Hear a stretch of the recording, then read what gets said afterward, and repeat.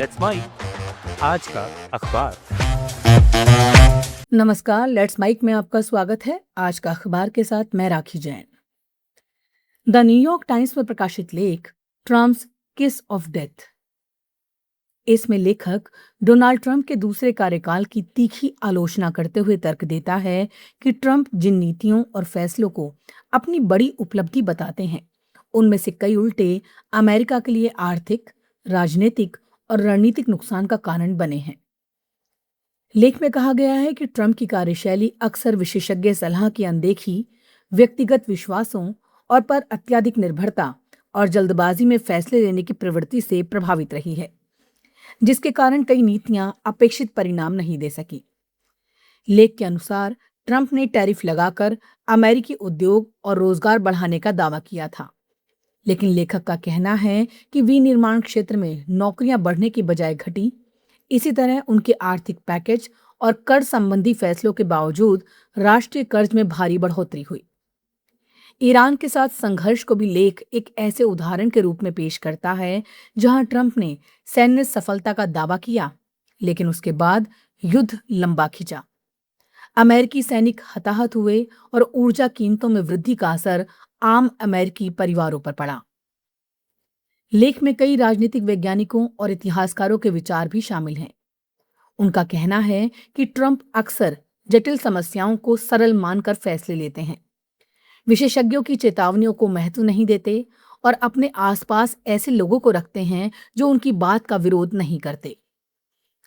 आलोचकों के मुताबिक इससे शासन व्यवस्था, संस्थागत क्षमता, कानून की शासन और अंतर्राष्ट्रीय संबंधों को नुकसान पहुंचा है। लेख ये भी कहता है कि ट्रंप की कुछ नीतियां केवल गलत फैसलों का परिणाम नहीं, बल्कि उनकी वैचारिक प्राथमिकताओं का हिस्सा है, जैसे आवर्जन पर सख्ती, सामाजिक कल्याण योजनाओं में कटौती और सांस्कृतिक मुद्दों पर आक्रामक रुख। हालांकि लेख ये भी स्वीकार करता है कि ट्रंप की राजनीतिक ताकत अब भी बनी हुई है।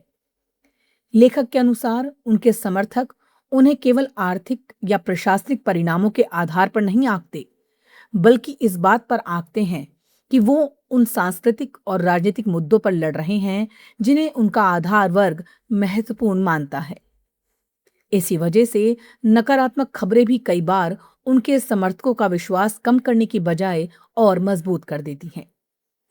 कुल मिलाकर लेख का संदेश ये है कि ट्रंप ने अमेरिकी राजनीति में असाधारण प्रभाव तो कायम रखा है, लेकिन लेखक की नजर में उनकी कई प्रमुख नीतियां और फैसले अमेरिका के लिए लाभ से अधिक नुकसान लेकर आए हैं।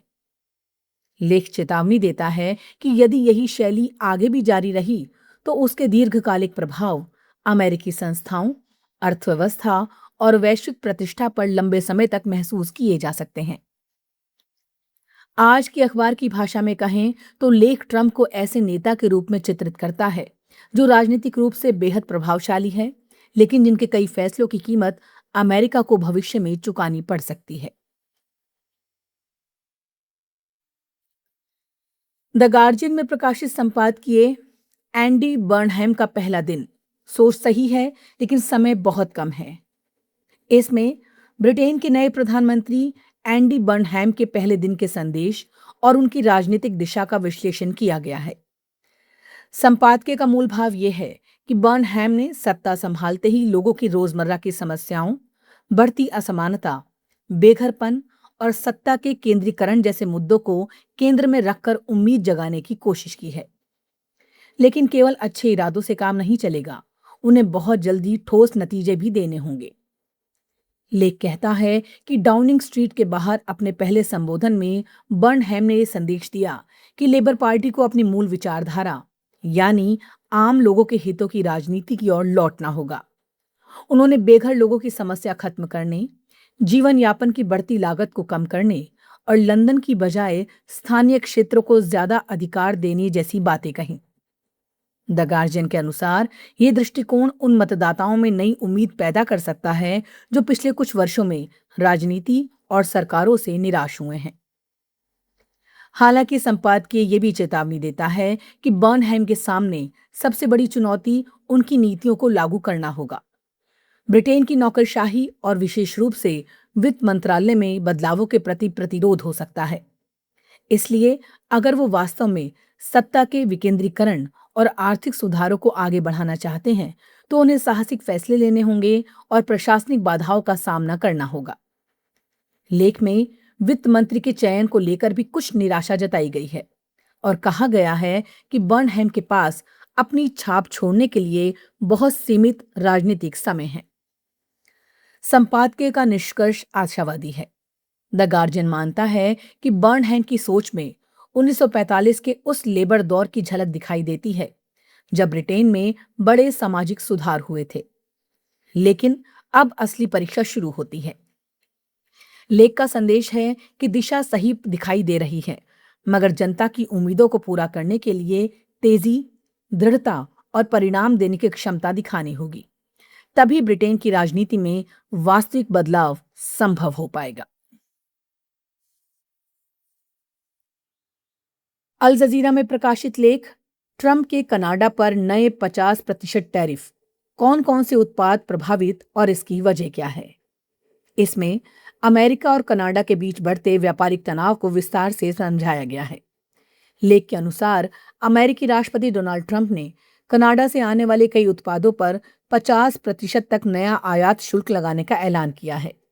इसमें वाइन, डेयरी उत्पाद, हॉकी स्टिक, सीमेंट, फर्नीचर, कपड़े, मछली पकड़ने के उपकरण और कई अन्य वस्तुएं शामिल हैं। हालांकि तेल, गैस, पोटाश, महत्वपूर्ण खनिज और कुछ पहले से शुल्क के दायरे में आने वाले उत्पादों को इससे बाहर रखा गया है। लेख का मुख्य संदेश ये है कि ट्रंप प्रशासन का मानना है कि कनाडा अमेरिकी उत्पादों, खासकर शराब, डेयरी और ऑटोमोबाइल क्षेत्र के साथ भेदभावपूर्ण व्यवहार कर रहा है। इसी आधार पर लगभग एक सदी पुराने अमेरिकी कानून का इस्तेमाल करते हुए ये नए टैरिफ लगाए गए हैं। अमेरिका का दावा है कि कनाडा के साथ उसका व्यापार घाटा बढ़ रहा है और कनाडा ने पहले अमेरिकी टैरिफ के जवाब में प्रतिशोधात्मक कदम भी उठाए थे। दूसरी ओर कनाडा इस कदम को अमेरिका मैक्सिको कनाडा मुक्त व्यापार समझौते की भावना के खिलाफ बता रहा है। कनाडाई प्रधानमंत्री मार्क कार्नी का कहना है कि ये एक तरफा कार्रवाई दोनों देशों के नागरिकों और कारोबारों के लिए लागत बढ़ाएगी। उन्होंने बातचीत के जरिए समाधान निकालने की इच्छा जताई है, लेकिन साथ ही ये भी संकेत दिया है कि अमेरिका लगातार अपने व्यापारिक रिश्तों की शर्तें बदलने की कोशिश कर रहा है। सरल शब्दों में कहें तो ये लेख बताना चाहता है कि अमेरिका और कनाडा जैसे करीबी आर्थिक साझेदारों के बीच व्यापारिक खींचतान अब एक नए स्तर पर पहुंच गई है। ट्रंप इसे अमेरिकी हितों की रक्षा का कदम बता रहे हैं, जबकि कनाडा इसे अनुचित और समझौतों के उल्लंघन के रूप में देख रहा है। आने वाले समय में ये विवाद दोनों देशों के व्यापार, कीमतों और व्यापक आर्थिक संबंधों पर असर डाल सकता है। आज का अखबार में फिलहाल इतना ही। जुड़े रहिए लेट्स माइक के साथ। नमस्कार। आप सुन रहे थे let's mic more than radio. Follow कीजिए हमें हमारे सोशल मीडिया प्लेटफॉर्म्स पर। It's time for news. It's time for more than radio. Presenting the first radio news app, Let's Mic. Let's Mic, a news-based app on your phone where you get to watch and listen news, talk shows, interviews, radio show podcasts. On Let's Mic, you get all relevant information of TV, print, radio, podcast, and digital. Let's Mic talks about every segment of life.